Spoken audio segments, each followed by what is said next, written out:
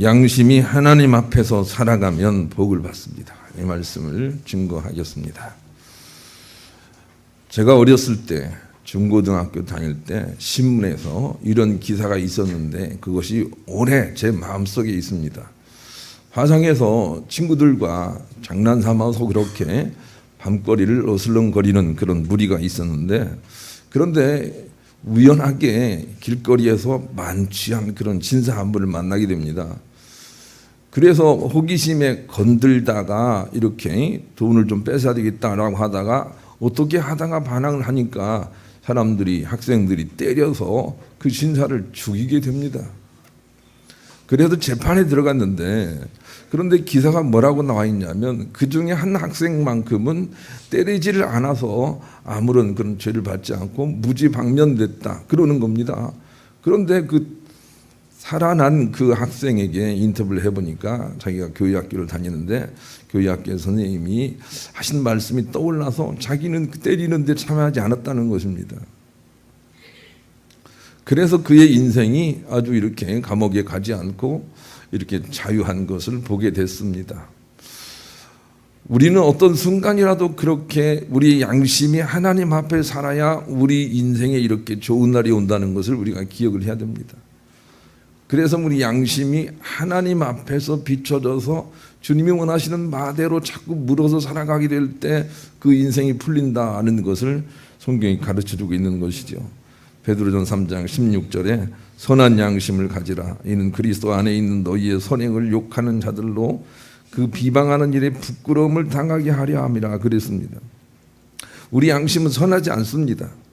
그런데 우리 양심이 영원한 선이신 하나님 앞에 살게 될 때 선한 양심이 되는 것이고, 이 선한 양심을 가지라는 것입니다.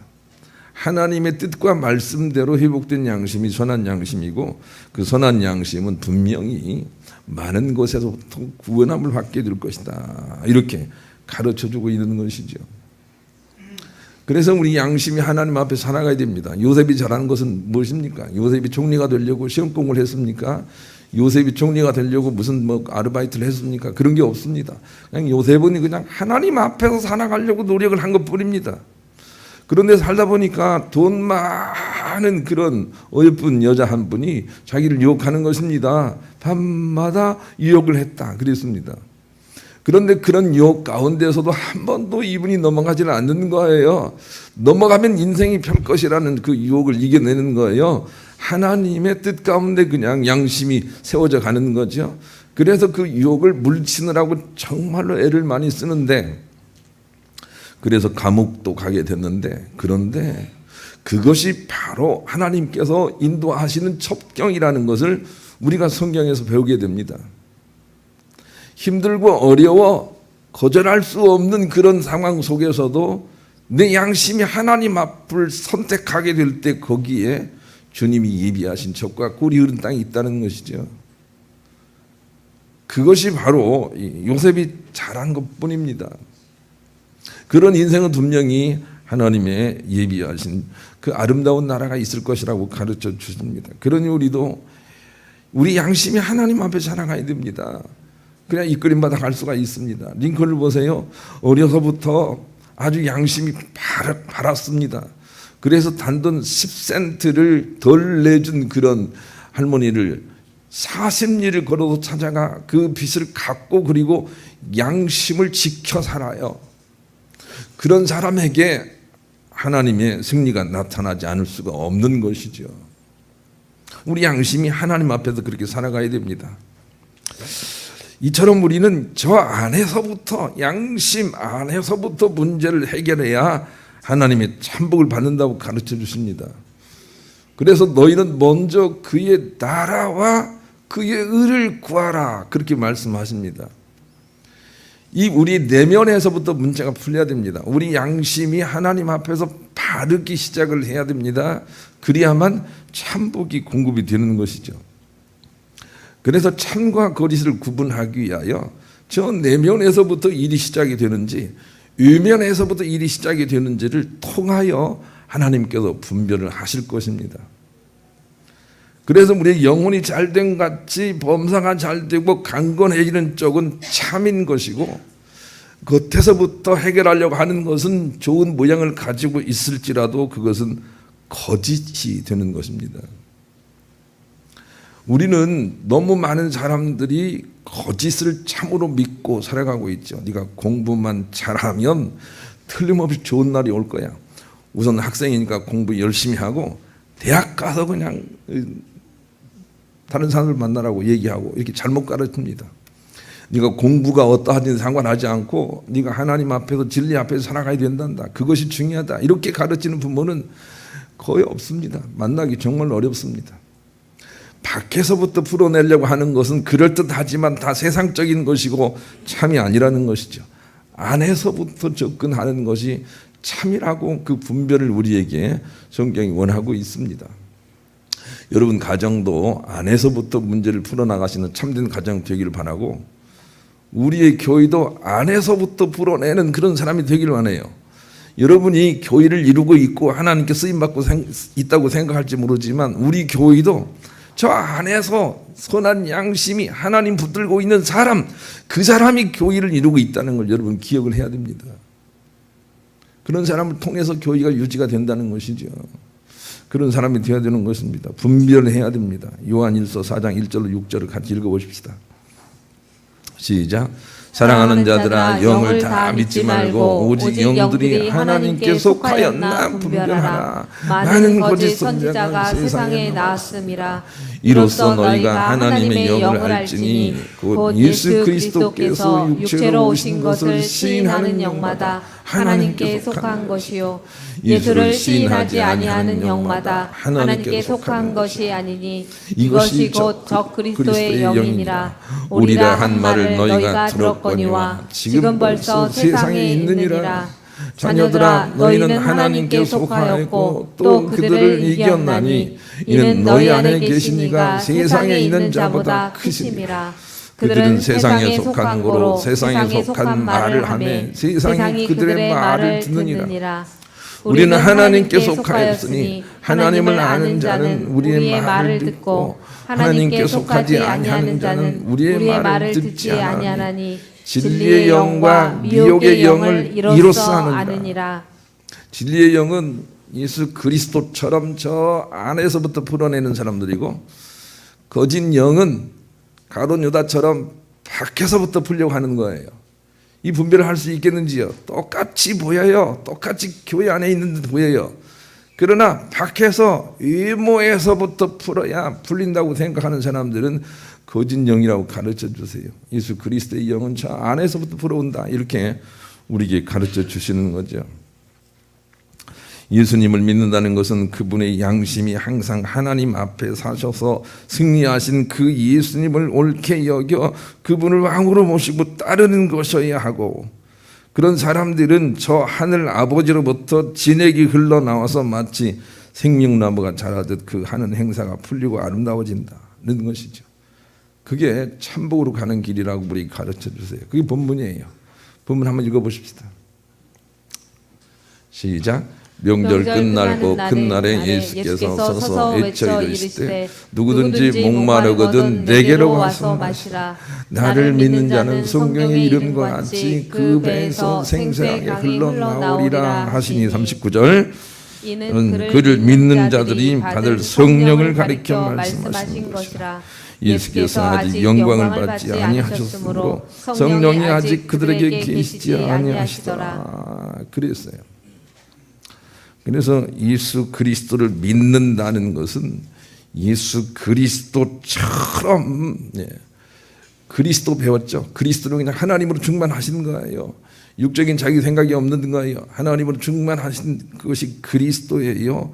예수 그리스도를 믿는다는 것은 그리스도가 그렇게 사셨다는 것을 믿는 것이고 그 예수 그리스도를 왕으로 모신 사람들을 의인이라 라고 여겨서 하나님께서 생명나무처럼 복을 주시겠다는 거예요.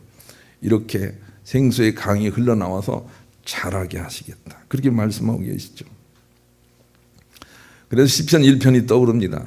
이 주님을 따르는 사람들, 우리 양심이 하나님을 따르는 사람들은 마치 비컨대 시냇가에 심은 나무가 그 시절을 쫓아 과실을 맺으며 그 잎사귀가 마르지 아니함 같으리니 그 하는 행사가 다 형통하리라 그랬는데, 그런 축복을 주시겠다는 것입니다.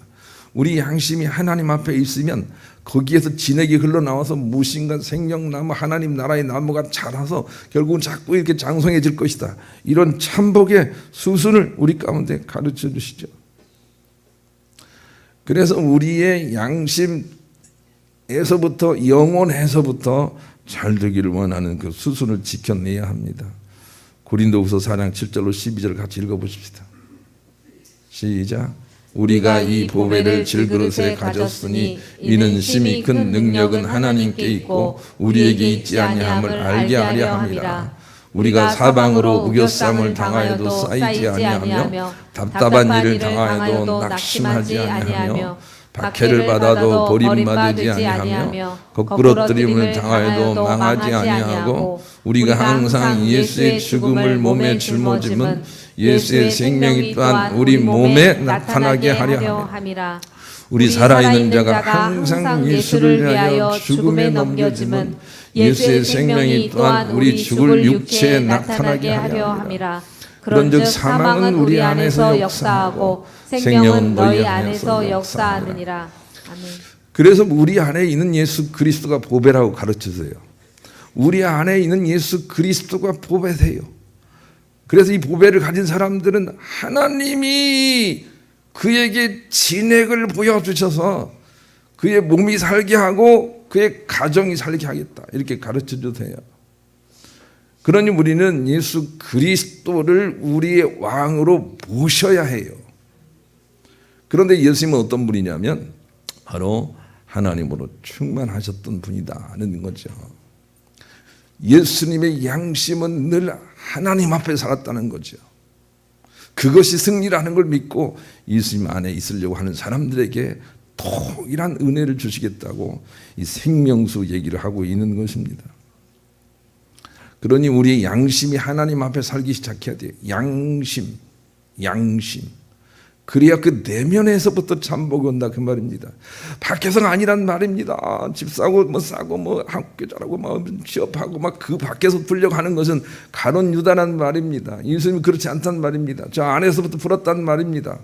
그래서 안 풀릴 일이 없다고 주께서 가르쳐 주시는 거예요. 그러니 양심이 하나님 앞에 서기 시작을 해야 돼요. 그래야 모든 문제가 풀리죠. 결국은 영혼의 문제예요. 그래서 우리가 이 영혼에 대한 노래를 한번 해보겠습니다. 152장 복음성가. 그러기 위해서는 첫째로 항상 양심으로 하나님을 먼저 떠올린 후 일하는 방법을 배워내야 된다는 것입니다. 그래야 풀립니다.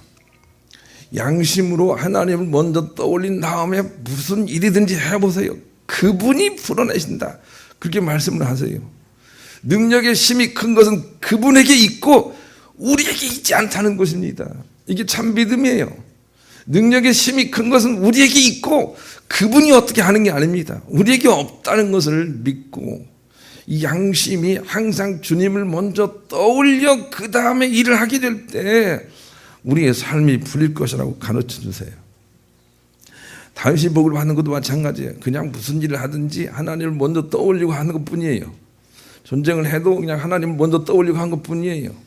나는 여러 번 얘기하지만 우리가 예배를 드리게 될 때 첫송령 이런 걸 하면서 여러분이 하나님을 먼저 떠올리고 예배 드리기를 원하는 거예요. 하나님을 떠올리지 않고 예배 드리는 것은 아무 소용이 없어요. 운전하기 전에도 하나님을 먼저 떠올리고 운전해보라는 거예요. 주님의 풀림이 거기 있을 것이라는 겁니다. 그래서 믿음의 사람들은 다 하나님을 떠올리고 진리 앞에서 깨끗한 양심을 가지고 무슨 일을 했던 사람들이고, 이런 사람들은 아름다운 나라를 체험했다는 것이죠. 그 반대도 성경에 기록을 하고 있습니다. 고린도전서 11장 29절 32절에 우리가 왜 아프냐, 그것은 하나님을 떠올리지 않고 네가 먹기 때문이다, 그렇게 말씀하세요. 읽어보십시다. 시작. 주의 몸을 분별하지 못하고 먹고 마시는 자는 자기의 죄를 먹고 마시는 것이니라. 그러므로 너희 중에 약한 자와 병든 자가 많고 잠자는 자도 적지 아니하니 우리가 무리를 살폈으면 판단을 받지 아니하려니와 우리가 판단을 받는 것은 주께 징계를 받는 것이니 이는 우리로 세상과 함께 정죄함을 받지 않게 하려 하심이라. 여하튼 우리가 하나님을 떠올리고 살지 않은 부분을 통해서 아픔이 들어왔어요. 그래서 다시 하나님을 떠올리고 일을 하기 시작해야 풀린단 말이에요. 하나님을 떠올리고 밥을 먹어야 해요. 진리 앞에서 밥을 먹지 않은 것이 우리의 약함이 된단 말이에요. 하나님을 떠올리지 않고 공부만 하면 그것이 우리의 약함이 된다고요. 하나님을 떠올리고 무슨 일을 해야 합니다. 그래야만 문제가 풀린다고요. 몸이 아픈 사람이 치료를 받기 위해서는 이 약이 나를 낫게 할 것이다, 그렇게 생각하는 것이 아니라 내가 하나님을 떠올리지 않고 살았던 순간을 통해서 아픔이 들어왔으니 이제는 하나님을 떠올리고 이 약을 먹고 치료를 받도록 하겠습니다, 내 삶을 고치면서 내가 이 약을 먹겠습니다 라고 하게 될 때 우리는 치유를 받을 수가 있는 것이죠. 왜냐하면 모든 아픔의 원인은 진리를 떠올리지 않고 스스로 살았기 때문에 오는 것이기 때문에 그런 것입니다. 나는 여러분이 주께 예물을 드릴 때 내 수입의 일부를 주님께 드립니다, 이렇게 드리는 예물은 하나님께서 받지 않으신다고 말씀을 드리고 싶어요. 먼저 이 모든 것들은 다 주님의 것입니다 하고 주님을 떠올리고 주님의 것을 주님께 드립니다 하고 드리지 않는 예물은 하나님께서 흠양하실 수가 없어요. 먼저 그것을 해야 돼요.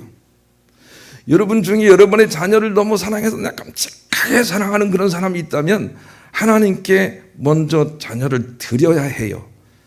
이 자녀도 하나님께 주신 것입니다, 내가 내 것이라고 생각하지 않겠습니다 하고 먼저 하나님께 분별을 드리고 그 다음에 자녀를 사랑해야, 그래야 아름다운 주님의 펴주시는 역사가 나타나게 되는 거죠. 사람들이 그것을 하지 않기 때문에 문제가 있고 문제가 가득한 것이 세상이에요. 그 문제로 가득한 것이 세상이란 말입니다. 그러므로 거기에서 빠져나와 진리 앞에서 살기 시작하게 될 때 하나님 나라가 만들어진다는 것이 주님의 뜻이고 약속인 거죠. 여러분, 하루를 사시기 전에 하루를 하나님께 드리고 사셔야 돼요. 그렇지 않고 내가 살아내면 열심히 살아도 역시 복잡해진다는 걸 기억을 해야 돼요. 아침에 일어나서 제발 오늘 하루 전체를 주님께 드립니다, 어느 곳에 갔는지 주님 놓치지 않게 도와주세요, 이렇게 드리기를 시작하면서 살아보세요. 주님이 점차 여러분의 인생을 풀어내 주실 것입니다. 그게 하나님의 뜻인 거죠. 그래서 우리 양심이 하나님 앞에 살기 시작을 해야 돼요. 그래야 모든 문제가 풀려요. 우리 그런 마음을 가지고 복음서가 153장 1절만 부릅시다. 두 번째는 시대마다 하나님이 보내시는 영은 각각 다른 것을 가리키시나 지금은 예수 그리스도를 가리킨 영만이 양심에 받아 모시고 살아야만 승리할 수 있다는 것이죠. 39절 같이 읽읍시다. 시작. 이는 그는 믿는 자는 받을 성령을 가리켜 말씀하신 것이라. 예수께서 아직 영광을 받지 않으셨으므로 성령이 아직 그들에게 계시지 아니하시더라. 하나님은 시대를 따라 사람을 보내서, 선지자를 보내서 거기에 하나님의 뜻을 보여주십니다. 그때 주님이 영으로 역사하시는 것이 시대를 따라 다르지요. 그러나 그 마지막 날에 하나님은 자기 아들 예수 그리스도를 보내시고 예수 그리스도의 삶을 통하여 본을 보이시고 그리고 그분을 통하여 성령을 보내셔서, 성령님은 예수 그리스도의 삶만이, 예수 그리스도만이 이 시대에 하나님의 참 뜻인 것을 자꾸 가리키신 분이 되신 것이죠. 그래서 이 시대에는 다른 사람을 따르면 안 돼요. 오로지 예수 그리스도만 따르는 것이죠. 영이라는 게 무슨 뭐 그냥 아주 뭐 이렇게 사람처럼 특별히 구분되는 거 아닌데, 성령은 이 시대에 예수 그리스도를 자꾸 가리키시는 분이세요. 그분만이 성령이세요. 사도행전 2장 33절 우리 같이 읽어보십시다. 시작. 하나님이 오른손으로 예수를 높이시매 그가 약속하신 성령을 아버지께 받아서 너희가 보고 듣는 이것을 부어주셨느니라. 잠깐만요. 다시 한번 읽어봅시다. 의미를 생각하면서 시작. 하나님이 오른손으로 예수를 높이시매 그가 약속하신 성령을 아버지께 받아서 너희가 보고 듣는 이것을 부어주셨느니라. 성령을 보내신 분 누구세요? 누구세요? 성령을 보내신 분 누구세요? 우리에게 성령 보내신 분 누구세요? 네? 이 부분이 굉장히 어려운 부분이에요. 예수님이 보내셨다라고 하는 사람들이 저 러시아로 가서 정교회를 만들었어요. 예수님이 보내셨다. 예. 그리고 로마 가톨릭은 하나님과 예수님이 보내셨다. 그렇게 이해를 해요. 하나님과 예수님이 보내셨다. 여하튼 하나님이 예수님을 통해서 우리에게 보내주신 성령이세요. 믿어야 해요. 그런데 하나님이 아니 이만희를 통해서 보내준 성령일까요? 아니라니까요.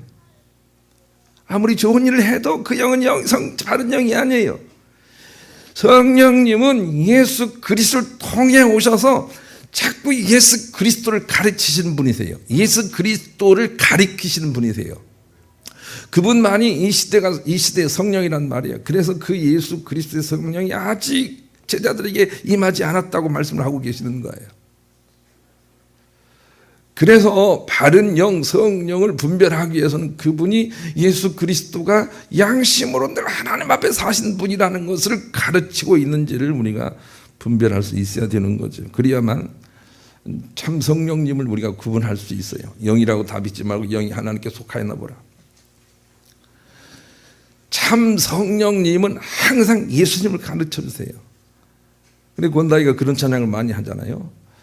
성령님 나를 예수께로, 예수님 나를 하나님께로. 예. 성령님은 어떻든 간에 우리를 예수님을 지칭하세요. 예수님을 봐라, 예수님을 봐라 라고 가르쳐 주세요. 그분만이 성령님이세요. 아니 그런데 과천을 봐라, 과천을 봐라 그렇게 하는 사람이 있다면 아무리 좋은 말을 해도 성령님이 아니시라는 걸 기억을 해야 돼요. 세례 요한을 봐라 그런가요? 바울을 봐라 그런가요? 아니라니까요. 예수님을 봐라 라고 하시는 분만이 성령님이심을 우리가 기억을 해야 돼요. 분별을 해야 해요.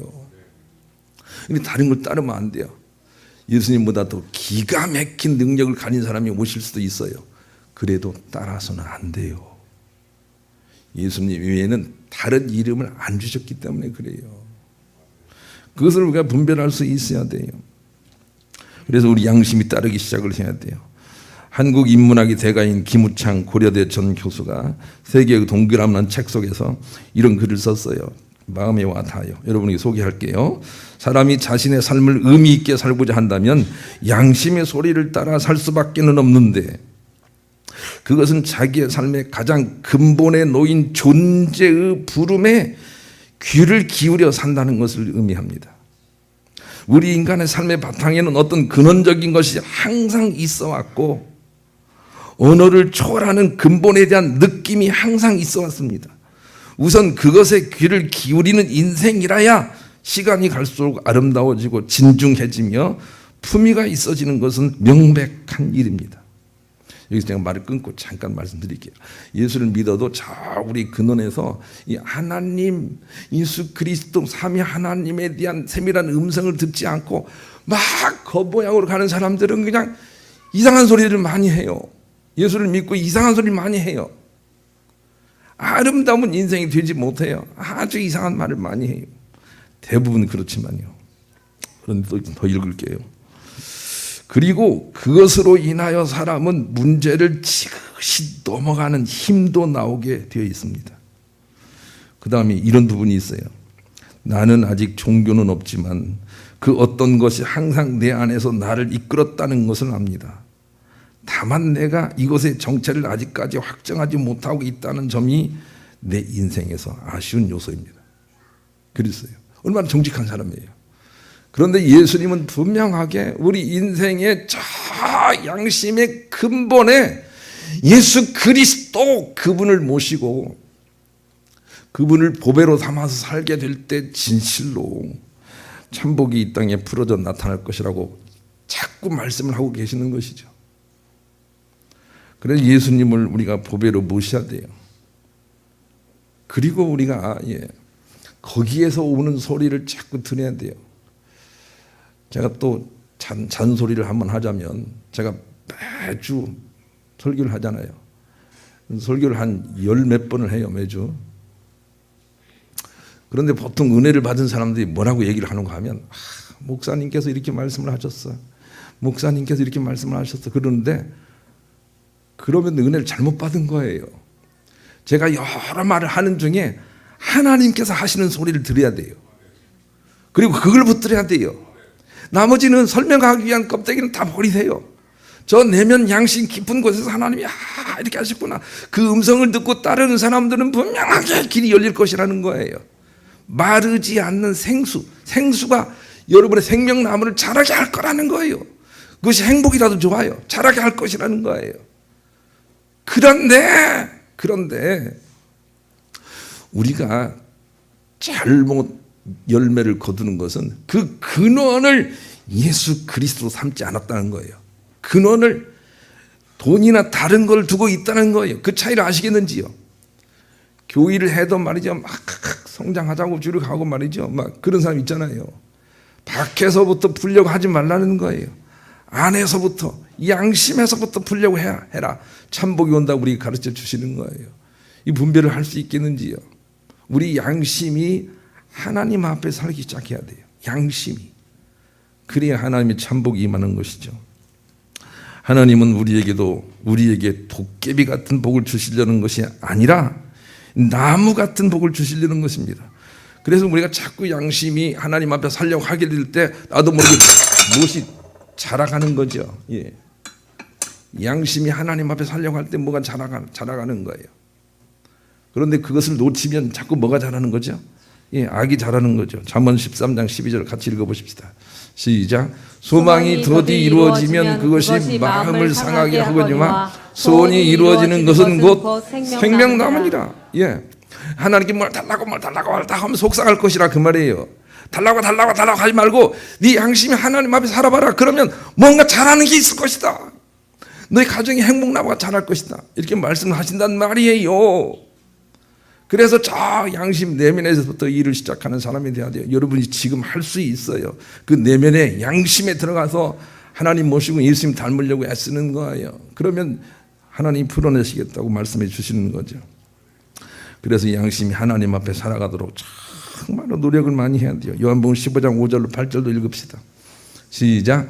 나는 포도나무요 너희는 가지라. 그가 내 안에 내가 그 안에 거하면 사람이 열매를 많이 맺나니 나를 떠나서는 너희가 아무것도 할 수 없습니다. 사람이 내 안에 거하지 아니하면 가지처럼 밖에 버려져 마르나니 사람들이 그것을 모아다가 불에 던져 사르느니라. 너희가 내 안에 거하고 내 말이 너희 안에 거하면 무엇이든지 원하는 대로 구하라. 그리하면 이루리라. 너희가 열매를 많이 맺으면 내 아버지께서 영광을 받으실 것이요 너희는 내 제자가 되리라. 여러분, 결혼할 때 사랑하고 너무 좋아서 결혼하지 않는 사람이 누가 있어요? 그런데 살다가 보면 얼마나 푸석푸석한 관계가 되는지 아세요? 나중에는 그냥 그 사람만 없으면 좋겠다는 그런 관계로 나간단 말이에요. 그런 사람들이 사랑을 안 한 것 같냐고요. 결혼하기 전에 얼마나 사랑했는지 몰라요. 너 없으면 나 죽는다. 그러고 다 결혼했단 말이에요. 그런데 우리 양심이 하나님 소리를 듣지 않고 예수님을 따라 살려고 하지 않는 순간순간들 통해서 그런 푸석푸석한 그런 나라가 오기 때문에 예수님은 과감하게 뭐라고 말씀하셨는가 하면 너희들이 나를 떠나서는 아무것도 이룰 수 없다 그랬어요. 우리 양심이 하나님 앞에 늘 있어야 해요.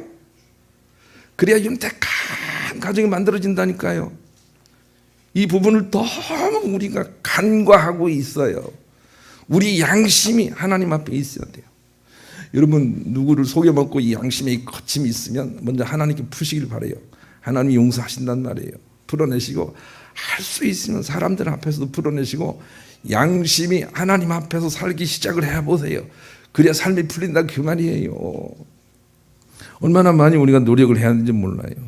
기도하며 조급하지 않게 양심이 하나님 앞에 살아가면 날이 갈수록 좋은 날이 오다가 늙으면 더 좋은 날이 오고 죽으면 영생 복락이 열린다라고 하는 걸 기억하셔서 여러분 양심 관리를 화장하는 것처럼 잘 관리하셔서 날이 갈수록 승리하시는 여러분 될 수 있기를 우리 주님의 이름으로 간절히 축원합니다.